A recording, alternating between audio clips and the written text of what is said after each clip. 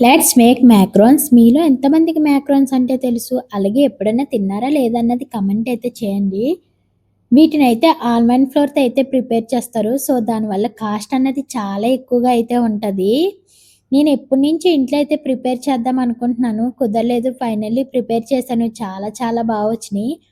కాకపోతే కొంచెం time taking process. అలాగే ఈ రెసిపీ చేయడానికి మనకు పేషెన్స్ అన్నది చాలా ఎక్కువగా అయితే ఉండాలి.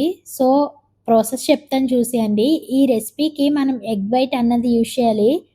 ఎగ్ యెల్లో అన్నది అస్సలు యూజ్ చేయకూడదు. ఎగ్ వైట్‌లో షుగరేసి బాగా బీట్ చేసుకున్న తర్వాత మాక్రోన్స్ అన్నవి కలర్‌ఫుల్‌గా కనిపించడానికి నేను ఫుడ్ కలర్ అన్నది యూజ్ చేశాను.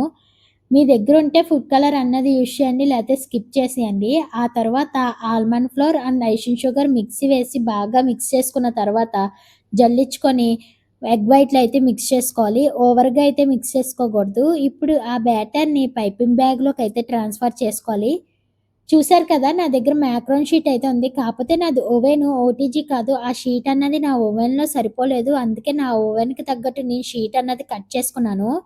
ఆ తర్వాత పైపింగ్ బ్యాగ్‌కి హోల్ పెట్టుకొని మాక్రోన్స్ వేసేసుకొని ఒక 30 మినిట్స్ అయితే పక్కనైతే పెట్టేయాలి.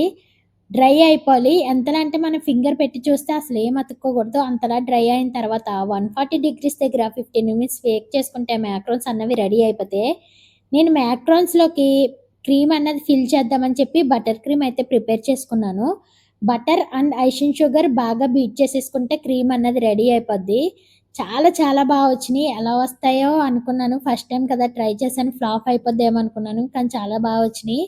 స్వీట్ ఎక్కువ తిన్నవాళ్ళైతే క్రీమ్డ్ మాక్రోన్స్ అయితే చేసుకోండి. స్వీట్ తక్కువ తిన్నవాళ్ళైతే నార్మల్ మాక్రోన్స్ అయితే చేసుకోండి. నాకు నా చిట్టమ్మకైతే చాలా చాలా నచ్చేసినియి. మీరు గూడా ట్రై చేసి ఎలా వచ్చిందన్నది కామెంట్ చేయండి. Bye bye.